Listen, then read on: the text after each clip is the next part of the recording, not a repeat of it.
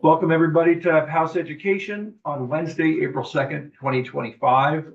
This morning, the committee is going to hear sort of practical considerations and thoughts about what it really means to draw district lines, and more importantly, how you then take these new larger school districts and what's involved in dividing them up into voting wards in order to ensure the kind of representation we'd like to see.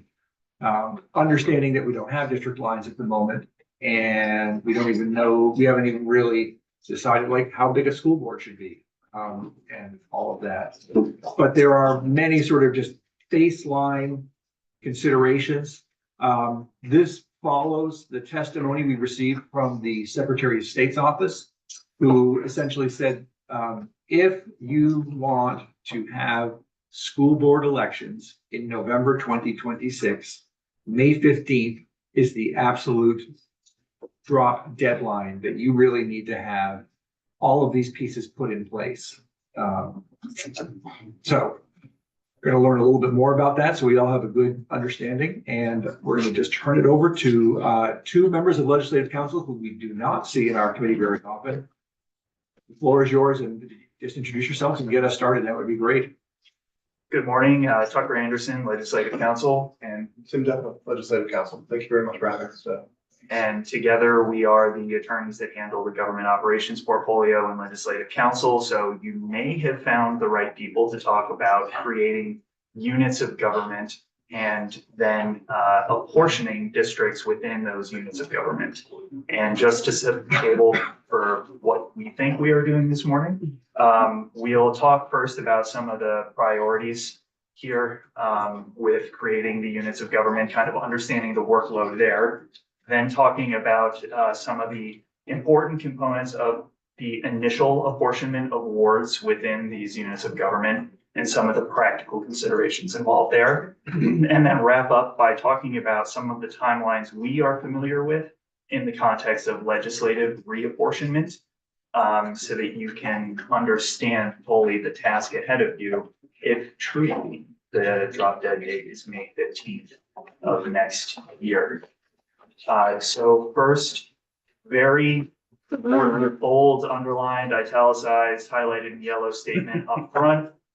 You can't apportion something that doesn't exist yet. So your first priority has to be to actually create the unit of government. All of the legal analysis that we can provide at a later point, and that we did discuss with Senate Economic Development about the legal requirements for apportionment, are dependent on the existence of a unit of government and an elected board, because all of the voting requirements that we are familiar with require an analysis of the nexus between voters and a legislative body that they are electing for their particular unit of government.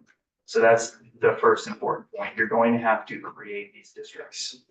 And there are a whole host of considerations that come into creating what is a governmental corporation. Each one of these districts would be a governmental corporation that you're creating. I will refrain from using the term municipal corporation, although for purposes of Vermont law, every school district is in fact a municipality.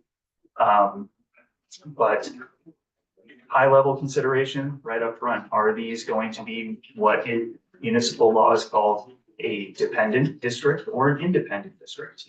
That basically means, are these created based on existing district or municipal lines?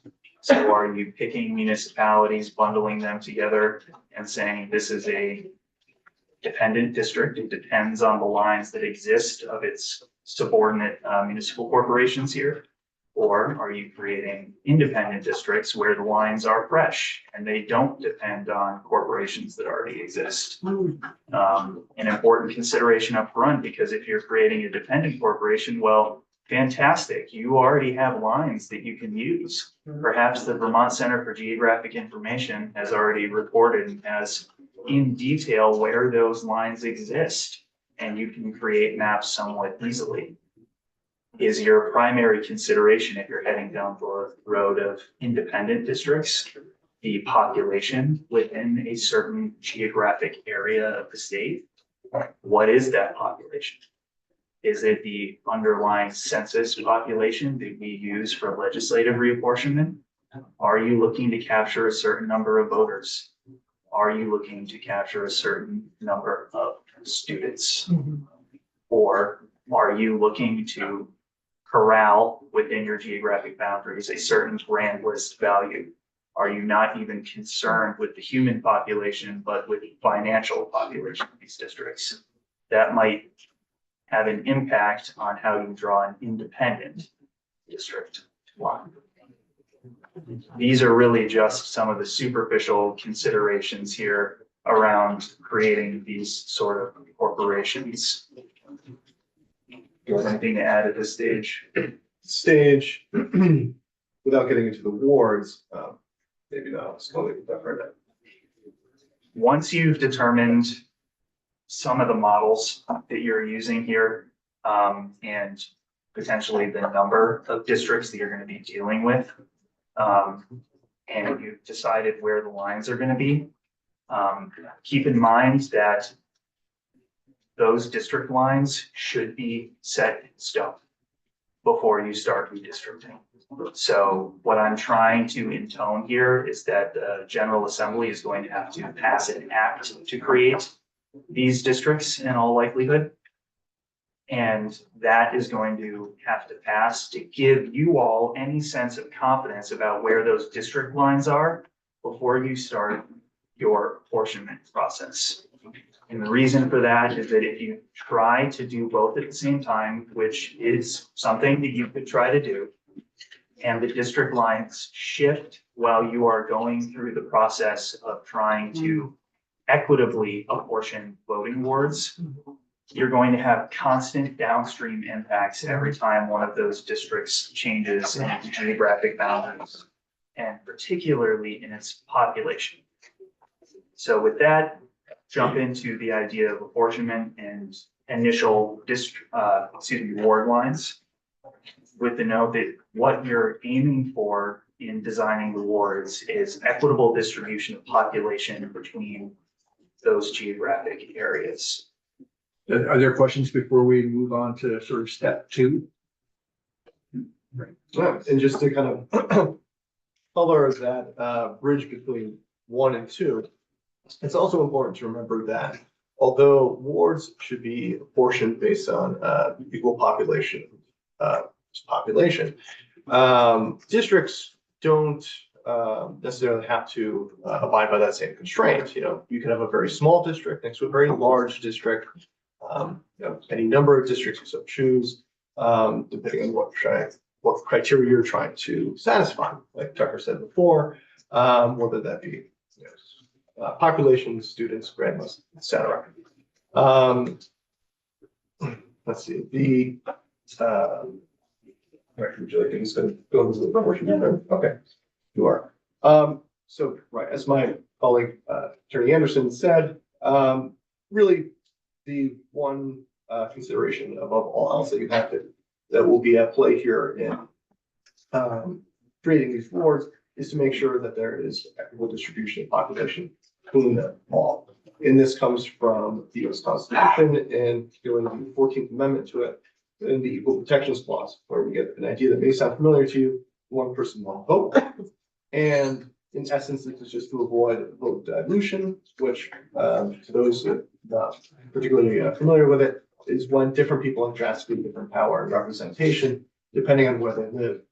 Also, another way of drawing the lines of that areas within drastically uneven populations have the same voting power. We want to avoid that. So really, one person, one vote kind of shakes out into a way where Ward A must have relatively similar numbers to Ward B and Ward C, so that they're all able to have essentially equal voting power.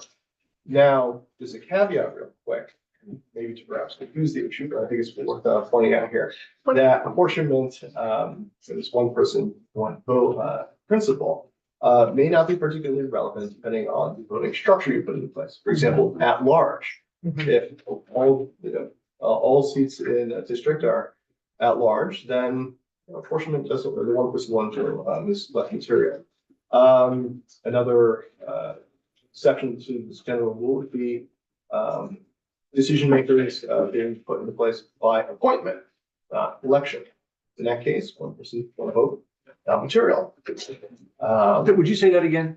Sure. If the governing body is appointing Correct. by some entity. Sure, as long as that appointing body is self elected representation. So elected body like the legislature or elected office, governors, quite common. Could be any really. And for a unit of local government, do any of you have a GOR or a grant in your district? Not in mine, but next door. Right. Yeah. So I live next to a GOR as well, but the GORs have supervisors for their form of government that are appointed by the government. They don't hold elections. Is that essentially the only example? In municipal law? Yes, okay. Casey? Thank you, Chair. I have a quick question. Why does it not matter for districts? But I understand for the wards, but why do the districts not matter? The reason I ask, I have a constituent that keeps asking me about the 5 district model that the governor proposed that was in my proposal. And they claimed it was unconstitutional because one has like 32,000, one has like 10,000 people in it. So why doesn't it not matter for districts, but it's okay for the wards? Just to clarify the point here, Tim is giving some analysis based strictly on the, using the shorthand, one person, one vote analysis under the 14th Amendment, right? And one of the things that I pointed out is you have to actually create the unit of government before that analysis can apply. The population between districts doesn't have to be the same because they each have their own governing body. Okay, And we do the analysis based on the voters' connection to the governing body. That's where we analyze whether there's vote dilution between the districts that are voting for members of the governing body. Also goes to the point that Tim pointed out that if you have at-large voting within a district, then you don't even have a basis for comparison populations within the district who are voting for individual members because they are all voting for the entire board together. that helps. Thank you. Thank you. Okay. Without getting too much into the weeds of the legal principles behind apportionment and reapportionment for wards, we can, or actually, let me pause and just say, would you like us to? But that might sidetrack from the practice. Go ahead, Rob. Just could you give me a strict definition of apportionment? Sure. Yeah, apportionment, and this is actually a great question because there's a lot of terms that are used synonymously. So apportionment is the same thing as reapportionment. It's the same thing as redistricting.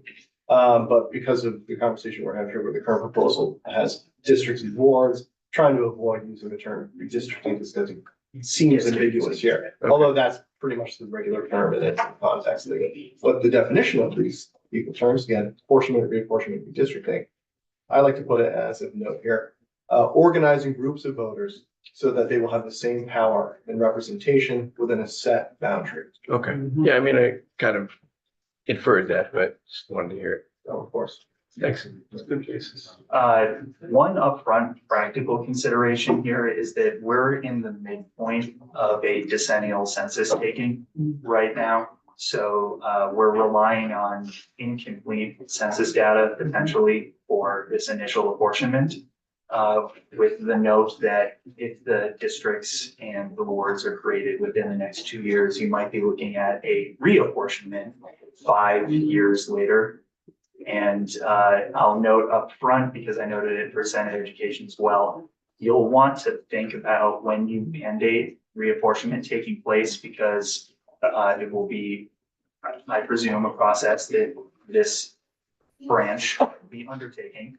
And you already have, of course, legislative reapportionment scheduled soon. So you might not want those two to overlap in the same session.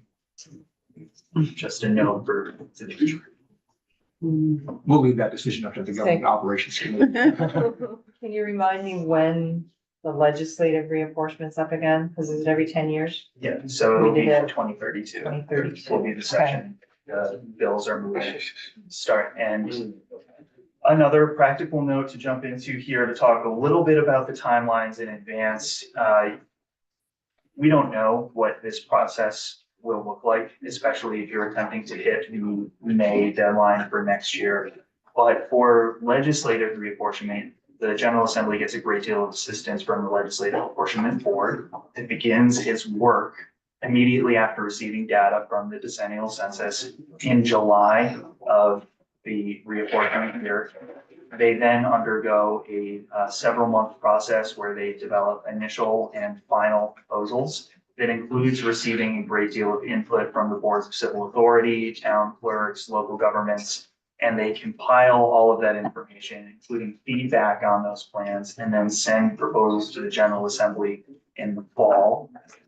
Typically, it's October. The last time there was a delay in the census data, so it didn't get here until much later. And then the General Assembly typically takes 3 to 4 months to review. The House does the House, the Senate does the Senate. I know that now because that would not be the case for the school districts, right? Because both chambers would have input on the same plan. And you're looking in total at a July to mid to late April timeline for just apportionment. That could certainly be condensed, especially if you're going to do a lot of the work in-house, but taking into consideration just how much effort and time goes into soliciting, for example, public input on the plans, you're probably looking at a minimum, let's say if you're working every day, 5 to 6 month process. And again, that presumes that district lines are already in place, right? So, shut that too. You were talking there sort of, I think, in the context of when we go to reapportion after a census, but I assume that also applies to the original apportionment. Let's see, we want to talk about data analysis. Yeah. Okay. Another practical consideration for apportionment is the intense data analysis that's required to come up with proposed ward boundaries. Not only are you crunching census numbers, you are also looking at a lot of information coming in regarding boundaries, shifting boundaries, and Geographic considerations. I mean, this chamber just dealt with the consequence of a line going down the middle of the street, dividing voters on either side of the street, and some of the checklist errors that can come into play there. So not only are you looking at population data, there's also, at least for purposes of legislative reapportionment, you have to look at demographic data as well as part of that process. But you're getting into granular detail when you're drawing the lines about who is living where on either side of the line that you're drawing. And how easy is it going to be, for example, perhaps based on USPS delivery codes for purposes of mailing ballots for the Secretary of State's system that they use to develop delivery patterns. How difficult is it going to be to identify where the voters are on either side of the line?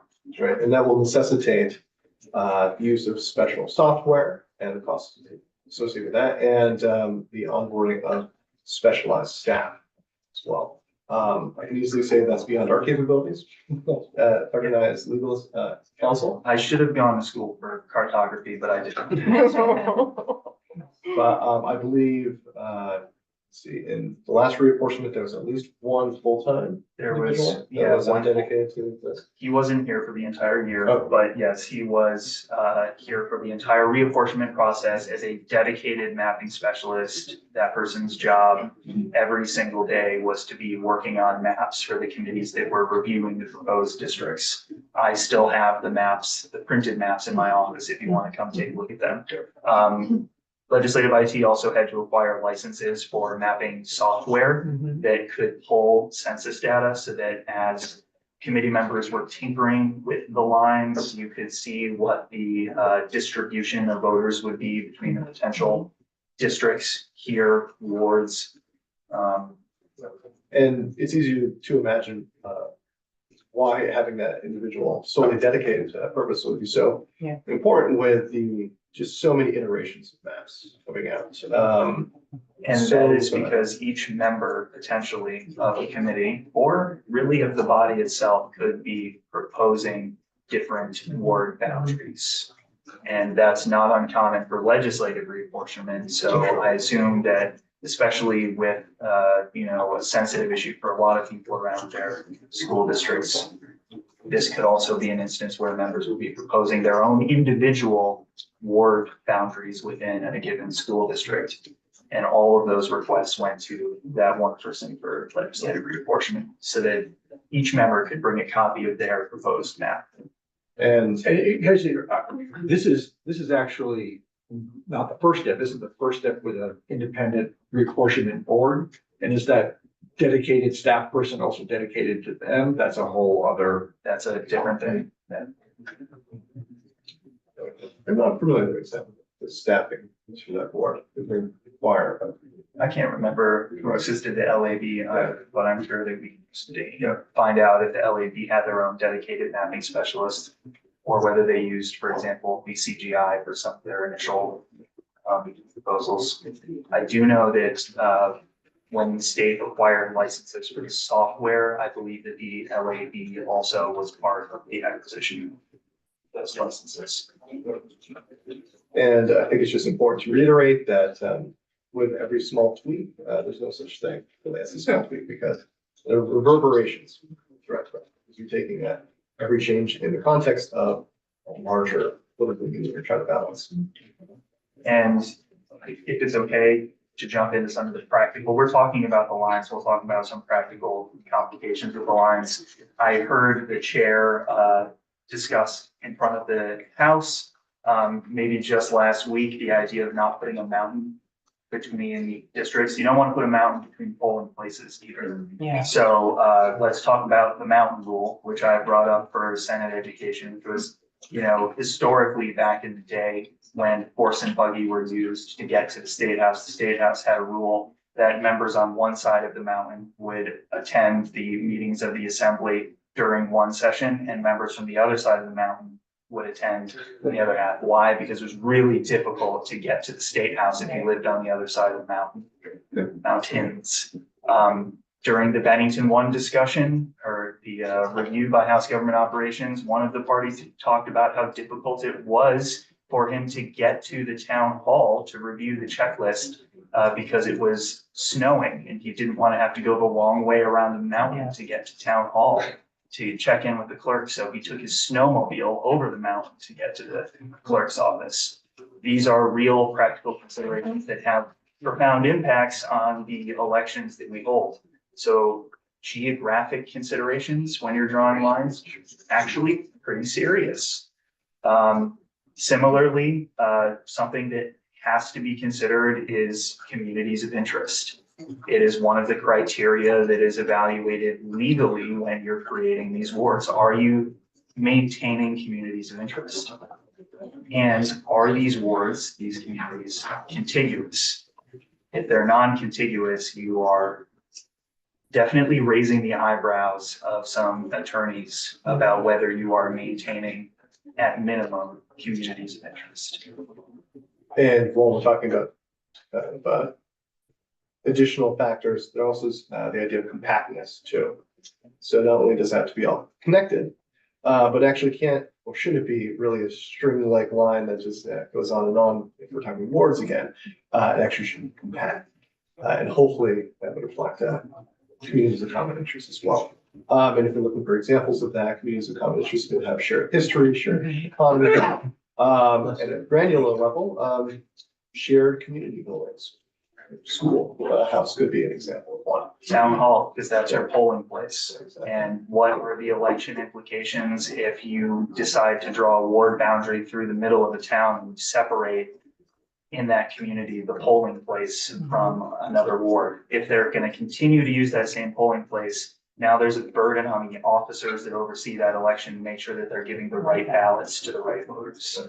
And one thing we see all the time in addition to is something that's implied in these checklist areas that we saw in the Bennings one, or the location of polling places, just the generalized idea of voter confusion, how to mitigate and reduce that. And that we can maybe segue into the idea that one voter may be confused by the fact that they have multiple elections and they go to different places for each election. And it's hard to keep track of them. They don't know which ones are going to get ballots mailed to them, which person, what do they need to know about that?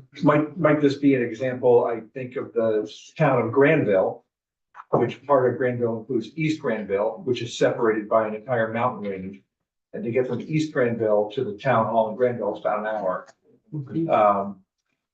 And frankly, from a school district point of view, it makes no sense to keep that connection because kids are going to a school that's nearby. But you would then be creating two polling places if you were to sort of cut that town in half along the mountain range. Because it makes more sense for the kids going to school. But now we have two polling places that a voter has to go to, create confusion, or they go to one that the town clerk has to deal with. That small group of people who would be voting in another district. And the election date that is picked for these districts, which is actually part of like maybe the chartering discussion about what are we doing with these units of government? What is their administrative composition? What is their actual governmental stuff that we're going to be creating in statute? One of those considerations, if you pick the general election, they're going to be voting for their town officers potentially on the same ballot. And if I think I described it as the year of the parade of horribles, where maybe you have 3 different federal elections you're voting for on a ballot. You have all of your state officers that you're voting for, your municipal officers, and your school district officers here, along with any public questions that may have come up. That's a big ballot. And you have multiple forms of government all interacting with the voter on the same ballot, and polling places become incredibly important for that. Because if you're talking about East Granville and the consideration for the purpose of the school district is to have district locations in a neighboring town, then yes, you suddenly have a different ballot that is going to have to be filled out by the voter. They're going to have to go to whatever their polling place is for the purpose of their Granville votes to cast that ballot. Okay. And something you brought up initially in your opening salvo before I went on my little rant right there was, and it, we're buried in government operations, thoughts and issues. We're talking about election considerations here, but part of the practical considerations that this committee, head committees, the bodies as a whole are going to have to think about is that you also have a population of non-voters here, the students who have practical implications on their daily lives, depending on where you draw the district boundaries. And you're right, driving around the mountain every morning to get to school would be one of the considerations that you're going to have when you're drawing the districts. I'm thinking this is kind of a rough segue, but another consideration here is more of a upfront one, but essentially how to structure who will be apportioning these. The legislative apportionment process has an advisory board. They put together proposals and then they essentially pitch their ideas to the legislature, who in the past has not exactly sure what the odds are, but they have more than sometimes rejected those. More than sometimes it's appropriate to say, most of the time. But however, it's kind of open and at the discretion of the legislature as to how to form or any entities they want advising, or maybe doing preliminary work, or to toss out that idea entirely. But there exists a potential for special committee to be put together that could be of legislatures, of non-legislatures, a mixture of the two. It could be each chamber could have their own, but each one of these parties, there's pros and cons to it where would be, it takes more time, but maybe you want particular people focusing on these issues to actually bring forth those recommendations. So, for example, a dedicated study committee, or if it's going to be all legislators, a dedicated committee that just does this apportionment process for however long it takes. That's right. And then consideration when as well, getting a head start in the summer or when to regular session to begin, whether it would be competing priorities and I guess there's the issue of how to select legislators, or this would be, do you want those legislators dedicated just to this, which surely will take much time and attention, or do you want them to be balancing this, multiple committee assignments? And maybe that's something that senators are more accustomed to or something like that, but still, I would think that judging from what I understand of the process, portion as it went through government operations in the past, it was, their attention was solely dedicated on this. It didn't really leave much room for other items to move through. Yes, I remember it well. Maybe take a moment to walk through some scenarios and get your sense of what's all involved. So there has been, there's, certainly a call from the governor that district lines be figured out before this session ends. That does not mean drawing wards. And does not mean that sort of like after they are created, that people won't find issues with them. So they wouldn't necessarily be in play until, let's say, early January. And then there's an alternative, which is in our bill. It says that we take more time drawing the lines and have a proposal come January as well to move through quickly. But it's the apportionment of the wards, and those of you who sponsored 454 in its original form, correct me if I'm wrong, I think it was silent on this issue. It did not say anything about how to apportion the 5 school board members or anything. I mean, just practically speaking, how much time does this take? The apportionment process, Yeah. based on legislative reapportionment for the entire state, our estimate's around 5 to 6 months. Yeah, and also it completely depends on what the legislature does with an initial proposal, for example. So Tim just noted that there's the LAB putting in initial proposals and final proposals to the General Assembly, and often the General Assembly says, thank you so much, now we're going to do our own thing over here, and that extends the timeline.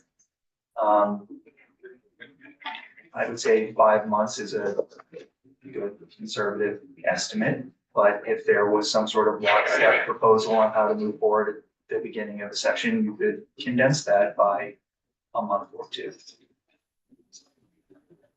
Yeah, assuming that the session starts with having already had a legislative apportionment board type process going in at first.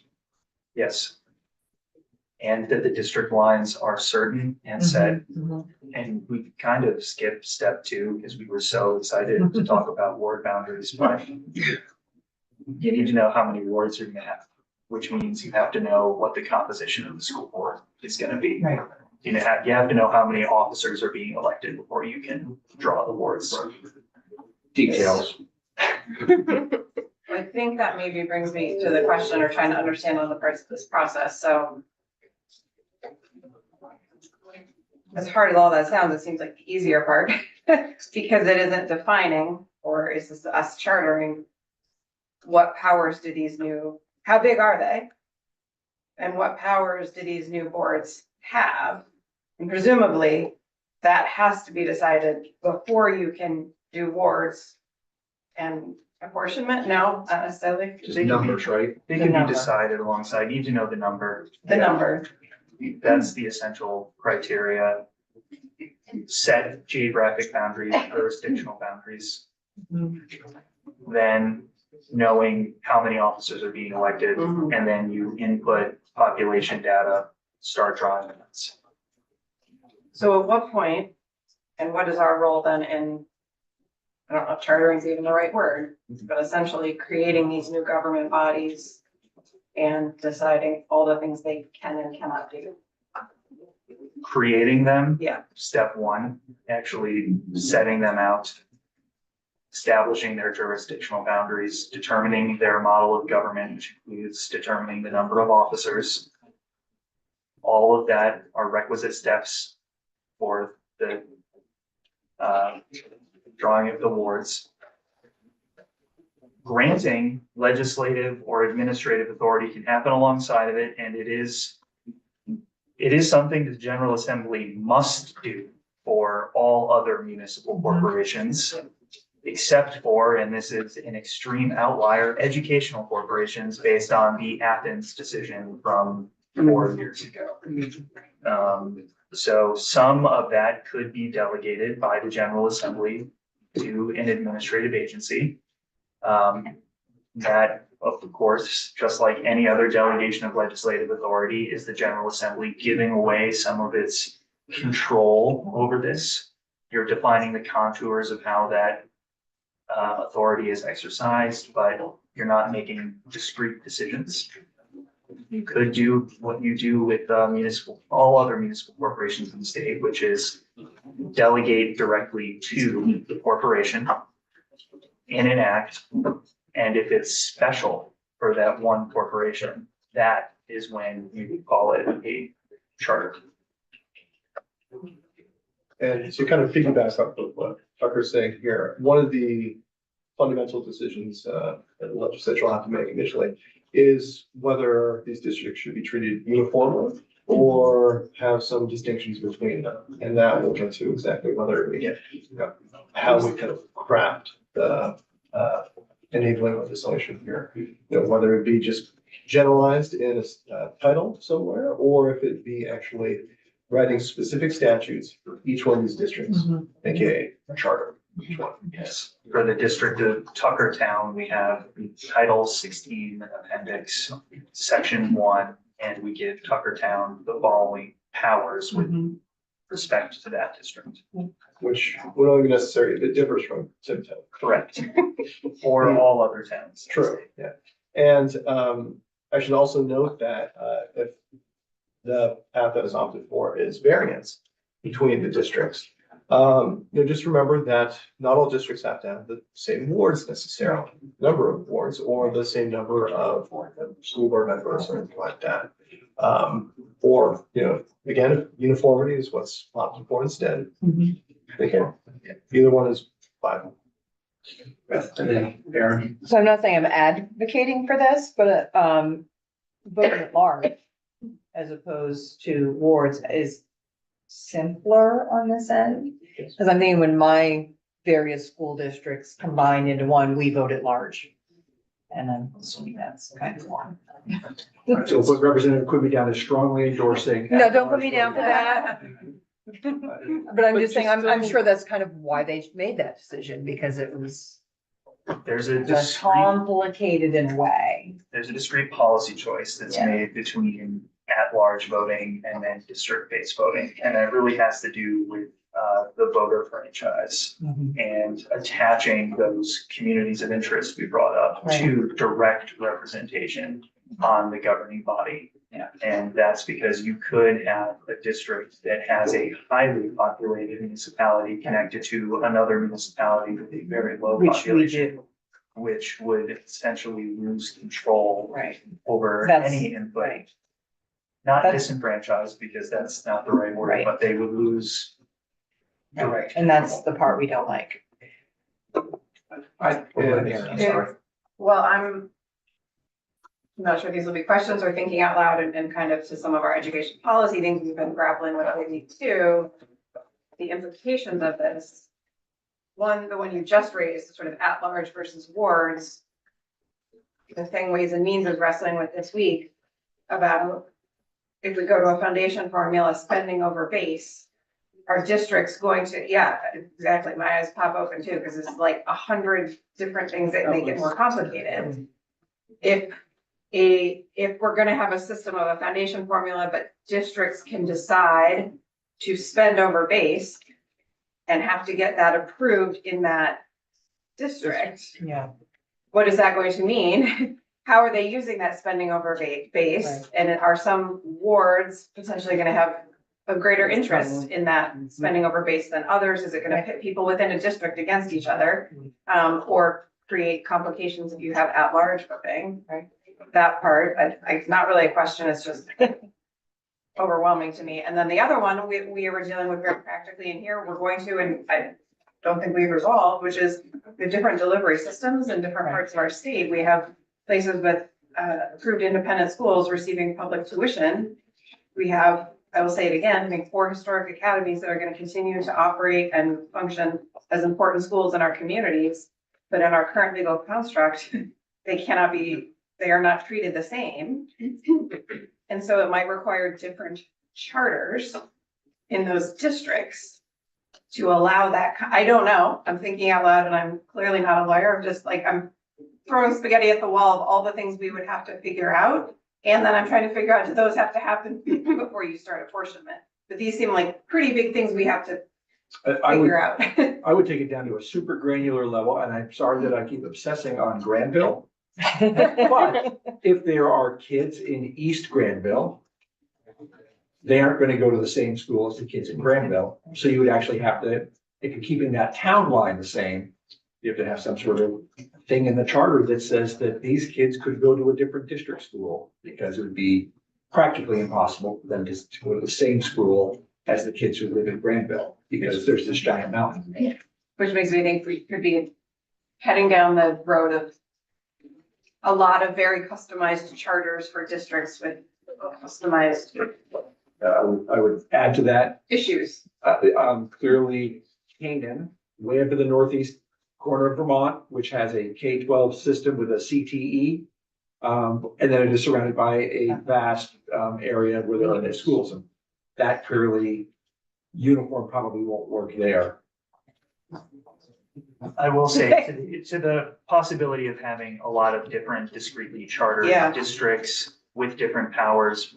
One of the advantages of being a strict, pure Dillon's rule state or the General Assembly is actually allowed constitutionally to grant specific powers to these districts. Is that if other districts desire the same authority, they can ask the General Assembly and say, we want the same ability granted to us. And you can give them a charter or amend their charter and grant that special power to that other district as well. You don't have to have all of this figured out ahead of time. This is a little bit like swinging a baseball bat, and it's great to know where your follow through is going to be, but you have to start with a little bit of the wind up here.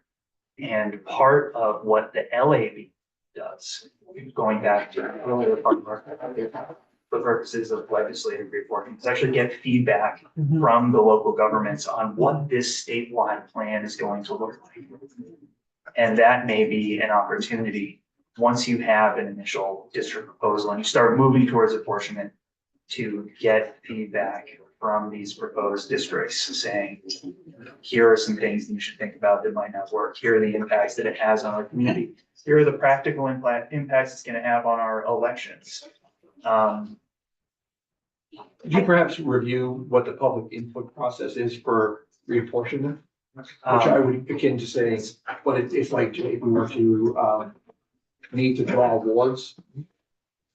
So the LAB starts by taking public input. Obviously, these are open meetings that they're having as they start to put the maps together, have their discussions. They take input and witness testimony through those meetings. Once they've developed some of their initial proposals, there's a statutory requirement that they get sent to the boards of civil authority where those proposed districts are going to be located. There's then a 30-day period where the boards of civil authority, is everyone familiar? You must be with boards of civil. There you go, boards of civil authority for your I remember doing this. municipalities. Yes. They then provide written feedback to the LAB on what those proposed districts look like. The LAB then takes all of that input, adjusts what they feel is necessary, and then sends all of the public input along with the final proposal to the General Assembly. Says, here's what we found through our public hearings, here's all of the input that we had, and here's the proposal based on that input. And then generally that government operations committees do it all over again. Right. Same level of public input. Same level of public input, inviting, folks from the municipalities and legislators typically advocate that people from their town be heard, particularly where you might have a town split between districts. Troy is one that I think has testified on each of the last 4 decades worth of apportionment. Eric? I guess I'm wondering, maybe just shortly for all of us though, if that public input process is different, potentially more complicated in this scenario, because if it's new districts, new boards, and people don't know what their powers are and are not, versus it's a legislator who's going to represent me in Willis in Montpelier. I don't know if I'm apportioning towards a board that's gonna decide whether my kid has the choice to go anywhere in a district, whether my kid has an assigned school, whether my kid like there's a different, I worry there's a different level of questions we haven't answered that complicate what we're sending out to figure out about apportionment. Because it's not just the people you're electing, it's again, what power do they have? And if this is a sort of future new state that doesn't exist in our, how we organize schools now, there's a lot of unanswered questions. Really. Well, I was gonna ask, our witnesses to disabuse me of a notion, but, what your statement just sort of did it in a way. Because I was thinking to myself, well, there's a lot less self-interest in drawing school district awards within the legislature than there are drawing our own legislative districts. If you follow me. Representative Brady commenting on, well, but there's a lot of people with, real, like, where's my kid going to school interests? That kind of disabused me of my notion already, but anyway, I'll throw it out there. I think that you've hit the nail on the head, that there will be interest. And I think something that I said earlier is that this is going to be a sensitive issue that you're tackling, right? I live 10 minutes from the most attended, the highest population school system in the state, and then 10 minutes from an elementary school that is one of the lowest populated in the state, right? So if those are within the same district, you're going to have people wondering about which of those systems their child is going to get sent to. But that's not really a war, how you draw a It's a ward issue. District. District issue. Yes.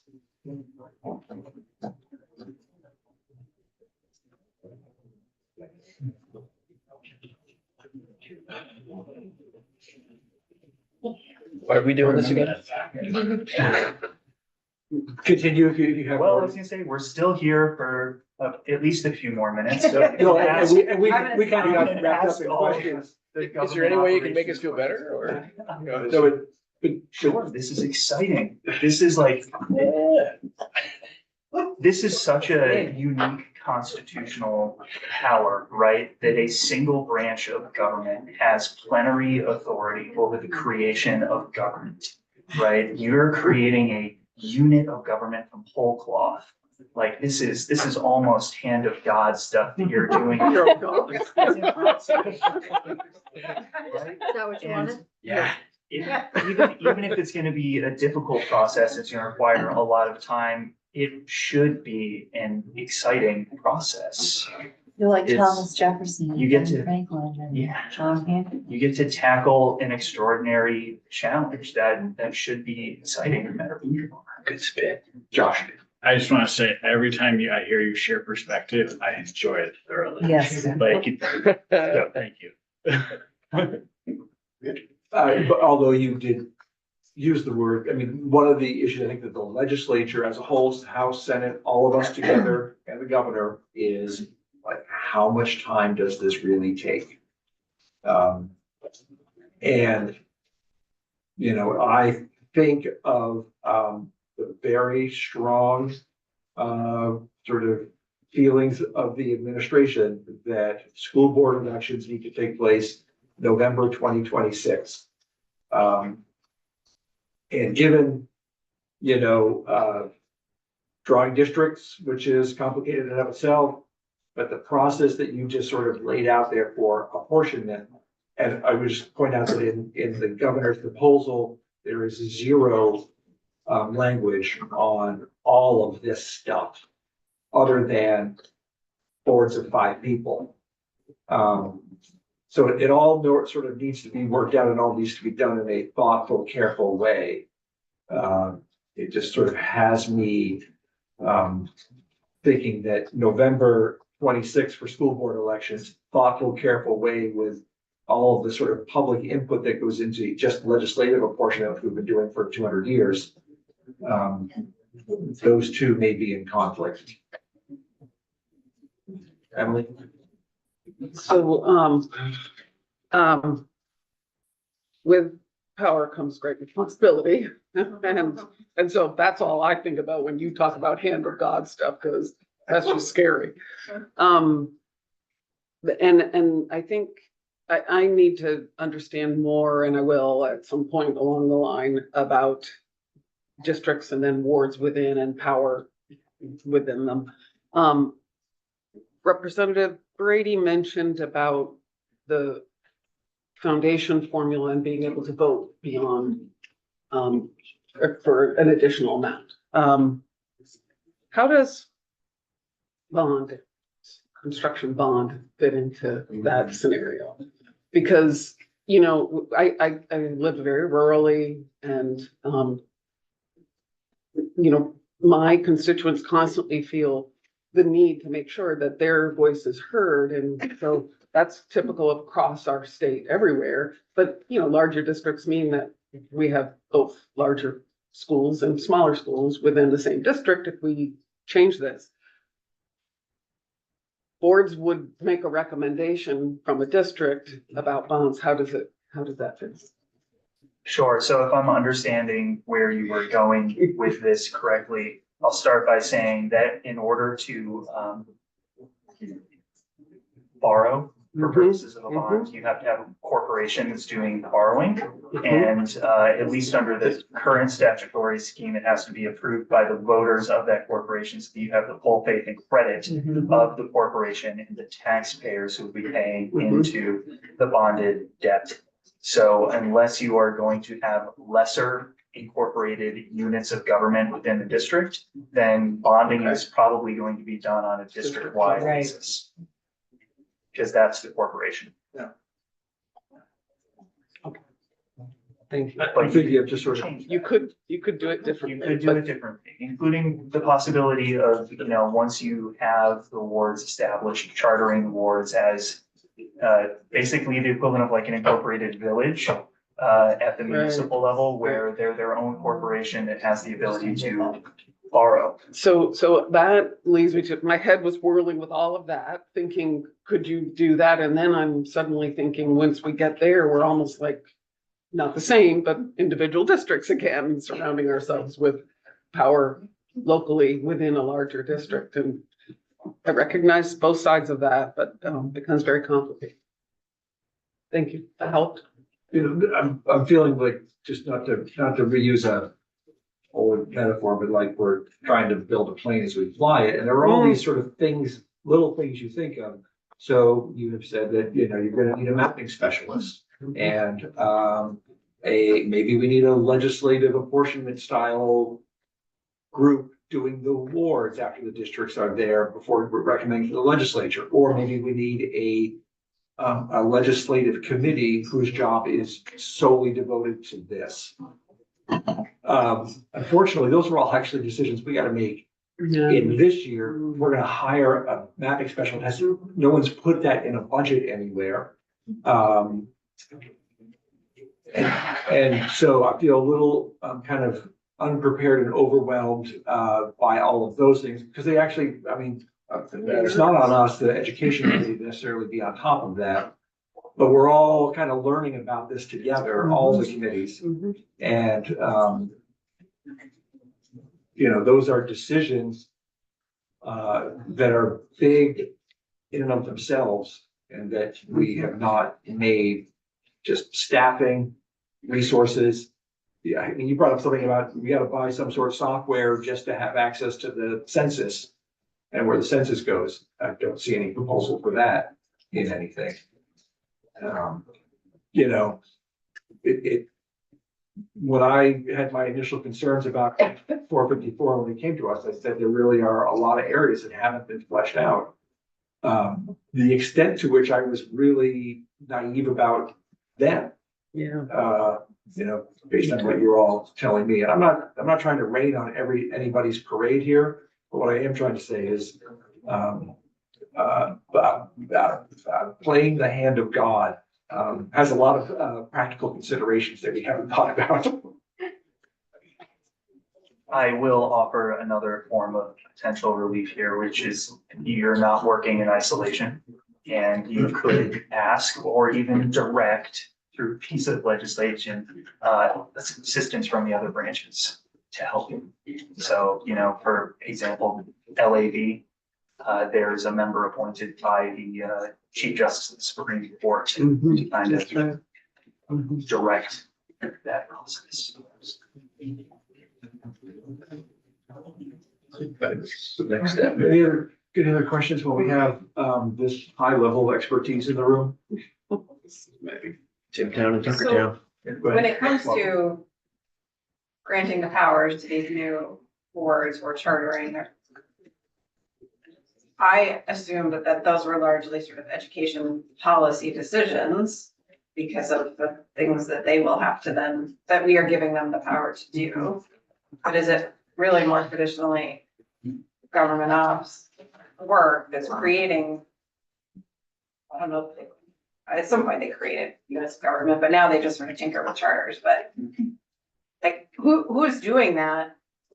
I'm concerned we collectively are so bogged down in the, like, how hard the apportionment part is. We're missing what do these boards actually have power over these huge education policy things, many of which we wrestled with for 11 weeks in here and did not come to clear answers on.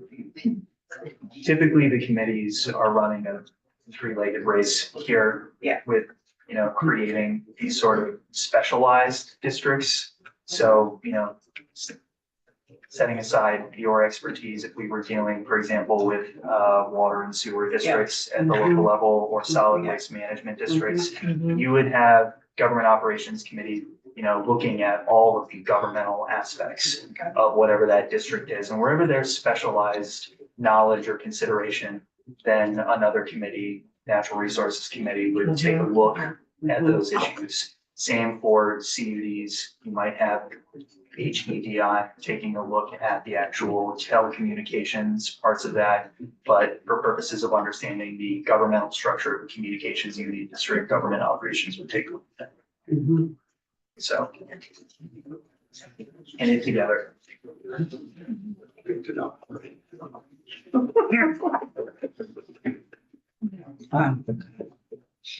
All right, committee, we'll stop here, and we'll take a break, like everybody, to try to be back at 10:10. We're hoping to have some of the early college CCV students who are in the building today spend a little